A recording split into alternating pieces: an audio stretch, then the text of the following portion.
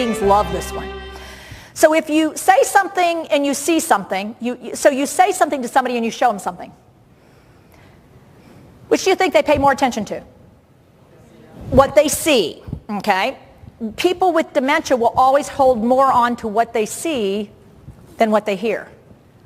This is really important for us as caregivers, because do this. Do this. This is a human being's preferred way to give information. What do you like to do?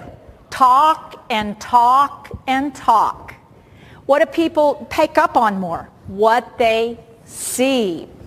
Who needs to change how they go about sharing information? If I know what they get better. Reduce the amount of talking and increase, do this, the amount of visual cueing. If you are going to show and tell, make sure what you show them match with what you tell them. Do this. You want it to go together. Because if you don't, you think they're listening to your words because you use them. Put the gun to your head and pull the trigger because you think they're getting what you're saying. They're not. They're watching you. So you're saying, yeah, hi, I'm going to give you a hand, okay? Okay? Yeah. Now, you, okay, listen. Yeah, I'm going to hear your hand off, okay? You okay? Yeah, come on, honey. Come on. Yeah, okay? Good, yeah. Come on here. Now, notice, she can hear all my sound, but she's really struggling. She's not hearing my words, is she? But I'm giving some real good cues of what she's supposed to do. Yeah? Yeah. I'm going to your hand, okay? Yeah? Yeah, okay. Let me do your hand. Now, notice, her automatic reaction to me is like, whoa, whoa, whoa, what are you doing with my pants? Let go. I said to her, Deanna, I'm going to give you a shower, okay? Let me take your pants off. What she heard is, okay? And she thought the right answer was yes until I touched her. Oh, well, that didn't work so well for her, did it? Who else did it not work well for? Me. And so I see her as a problem. And what I don't realize is, once again, I'm the one who started it.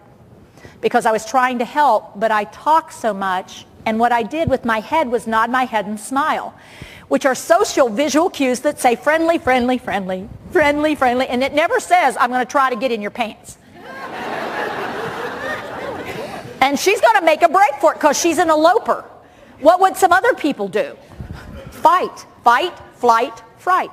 Oh, what are you doing? And they hold on to the emotional when they don't remember the factual. Who started it? Instead, how about if I go, Dan, hey, Dan. Okay, him. No, you have. Good. Yep.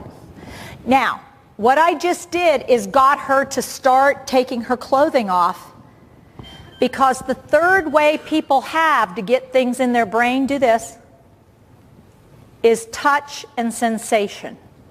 Touch, when you move, you do things, you feel things, but it's a two-edged sword. You have to feel something and then you do something, you feel something. If you feel it and you like it, what are you going to do? More. What if I don't like it? That's enough. Stop. Now, here's what I want you to do. Reach out to the person next to you. And the problem is, if they don't like what you're doing, they start moving because they don't have a way to stop it themselves. And so what do they need to do? Stop you. And you were trying to help, and they don't seem to be very appreciative. And what happens to your stress level? And you start, let me just get, you are wet.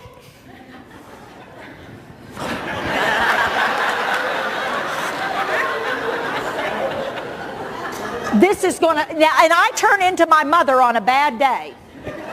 But that is my mother. And she doesn't appreciate this. This is my husband. He doesn't appreciate it. This is a friend. And I'm treating him like I don't like him anymore.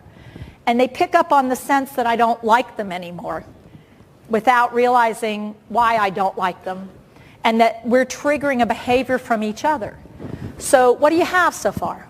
What I see, what I hear, what I feel and do, what I smell, and what I taste. All five senses lead me to understand the world around me. take a look at the brains over here. I'm going to go up here so I can help you with pointing to this a little bit. What I want to show you is, oops, well that wasn't what I wanted to do. There. Let me go here and see if I can make it happy. There it is. What we're looking at in these PET scans, a person is lying in the machine and we're taking pictures of slices of their brain, just like this. So what you see, and there's two different slices, up high and then a down deeper slice. And this is work by Gary Small out of UCLA. The front of the brain, this is the front, so put your hand right up here. That's the front of your brain. And this is, put your hand back there, the back of your brain. This is the left-hand side of your brain, so put your hand over there, left, and then this is the right-hand side of your brain. Okay, so it's the same on all these pictures. Front, back, left, right. So go ahead, and what I want you to do with your neighbor is I want you to talk for just a few seconds. What do you notice about the difference between a person who has a normal brain scan and someone who has early Alzheimer's? Now, I need to give you one more piece of information here. What are we looking at? Well, we're looking at the chemistry of your brain, not the structure so much, although you will notice a change in structure. What we're looking at is chemistry, and what we're looking at here is glucose metabolism, sugar metabolism, your brain's favorite fuel source. Yeah, it loves sugar, makes it run. Put your hand up way high. Red means running wide open. I'm using a lot of fuel. I've got a wide open fuel drive here. Yellow, mid-range. The light blue, low, almost empty. And the dark purple blue that you see is where you don't have brain cells that are active. It's fluid. It's just filled with fluid. Those are the ventricles, the parts of your brain where you don't have brain cells. They're just open areas filled with fluid. Clean your brain. It's a good thing. Talk to your neighbor for just a second. I want you to talk about the difference between the first column, the second column, and the third column. Talk to each other. What do you notice? What do you notice? What do you notice color-wise? What do you notice shape-wise?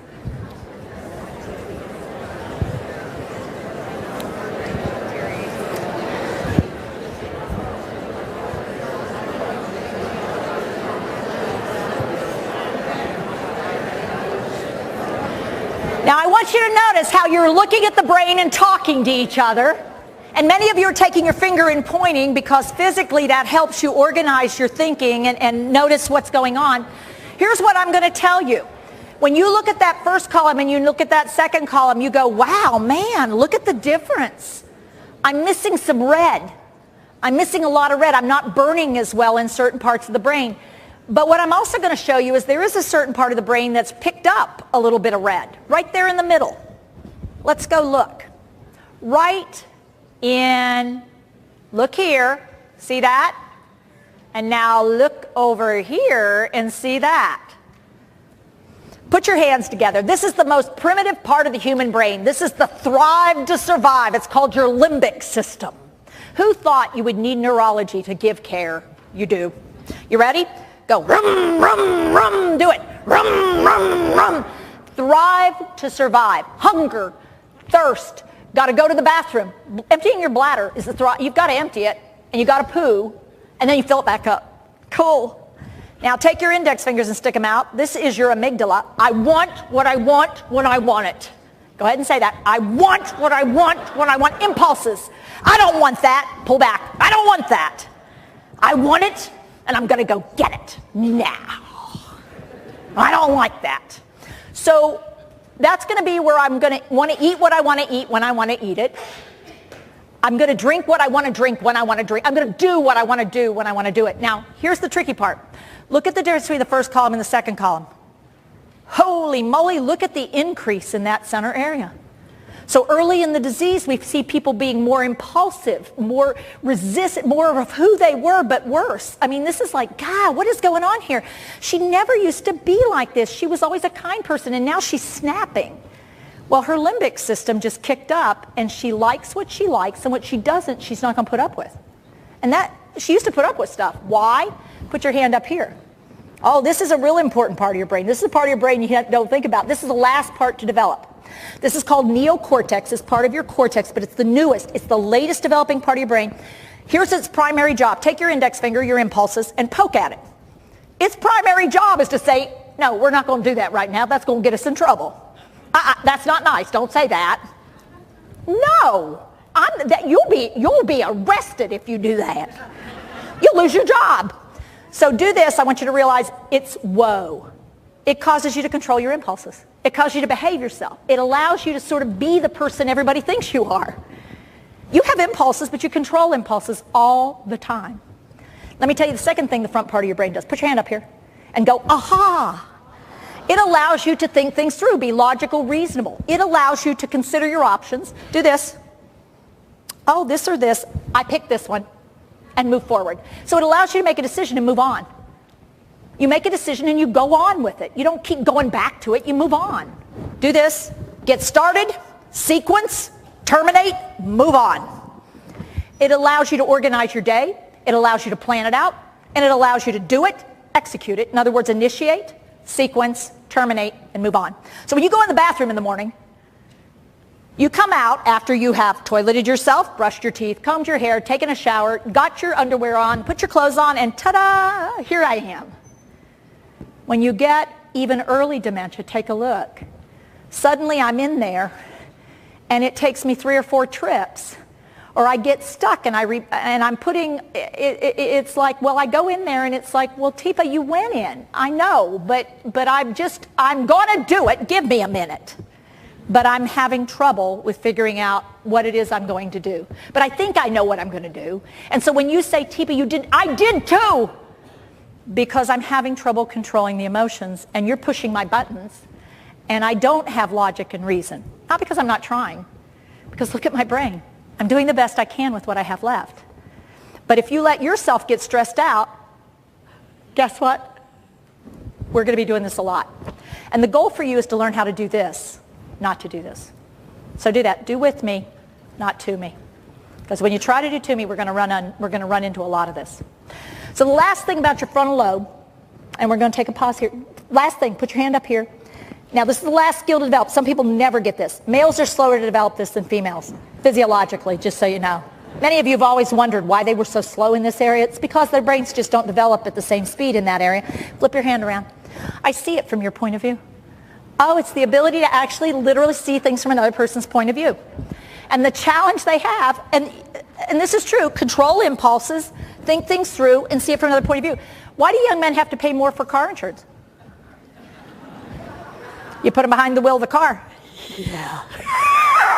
Rum, rum. The limbic gets excited. And everything they know goes out the window. Until their late 20s, early 30s, that's about the time it kicks in, if ever. Okay. So simply looking at that part of the brain, those two parts of the brain, does it start to help you see things a little differently? And if you know that's happening for them, in other words, their frontal, prefrontal isn't working as well as their limbic, and their limbic's actually kicked up a little. If you choose to do battle, what's going to happen? We're going to struggle. We've got to learn how to use what they have, recognize what's missing, and work with what's still there. Now let's take a look here real quick. Put your hands to your temples. These are the language centers of your brain, but each side is special and different. They're not the same. And I want you to go left, right. Say left, right. Left, right. Good. Language on the left and rhythm on the right. Now I want to see a little action. I know I'm in Texas and the people on the internet may not be able to do this, but do what you can. Let's try it. Language on the left and rhythm on the right. You lose on the left, retain on the right. Say that. You lose on the left, retain on the right. For almost all forms of dementia, what we find is you're going to lose more language formal skills and you will keep rhythm-related skills. It's one of the gifts, but one of the curses. Now, language-related skills, 98% of the human population has formal language over there on their left. These three things. Take these 3 fingers. Do this. These 3. Vocabulary, comprehension of speech, speech production. Vocabulary, comprehension of speech, speech production. The first words they lose, nouns. They can't find the names of things, and yet they know the thing that thing I wanted to, whatchamacallit. So we get the vague words, we get the I need a fresh pert. A pert. Do you speak English? Because I can't find the word shirt. And so I come up with the word pert because my wiring's messed up. Or the third thing I start doing is you know the thing, well, yeah. Well, now the one that it is, that's the thing. Shit. Now, I did that one on purpose. Yes, I know I'm in a large group. Get your right hand. This area tends to be fairly preserved, the right temporal lobe. 4 skills plus 1. Anything that's rhythm related. Automatic social chit-chat. So you take them out in public and it sounds like they're fine. People who don't know them well think everything's cool because they have the chit-chat, the social chit-chat. The second thing they'll have is the rhythm of speech. They can both give and get the rhythm of speech, but they don't get the content of speech. That's over here. So what I did with Deanne, where I said, hey, what I did is robbed her of all consonants, kept the nouns, kept the rhythm, and she had no idea what I was talking about. That's not late dementia. That happens sometimes in mid-dementia, where they lose the ability to process language. They're getting the rhythm, but not the content, and then we move on so fast, we switch subjects, they go off on a tangent. They lose us. And then the third thing, now this is the gift, this is really the blessing, music, poetry, prayer. Sometimes counting, and also frequently they can spell. This group can. The next generation, I don't know what they'll be able to do. This, probably. Maybe they'll do this a lot. And we'll be wondering what they're spelling. Wonder what they're spelling. People who have dementia these days are a little older. I want to go to BED. I want to go to BED. Because I can't find the word bed, but I know the word bed, but the word won't come out of my mouth, but I can spell it out because that's over here in a rhythm area. And the last skill that I retain is things that I do automatically, rhythmically. Yep. So I can do things, hey, that's an automatic rhythmic movement. If I go do, do, do, do, do, do, Mom can dance better than she can walk. People can move with rhythm, and so that means if I'm having trouble, 1, 2, 3, 4, 1, 2, 3, the ants go marching. I can get somebody up and moving better with that than Hannah, hey, you gotta do it. Hand up! What just happened? Do this. I told you like to talk a lot. Do this. You raise your volume. Here's the challenge. They are not hard of hearing, they're hard of comprehending. So you need to quit getting loud, and you need to quit doing what? Sounding like your mother on a bad day because I pick up your rhythm. I get it that you're mad at me. I don't know why. And then you need to quit talking so much and do better on your visuals.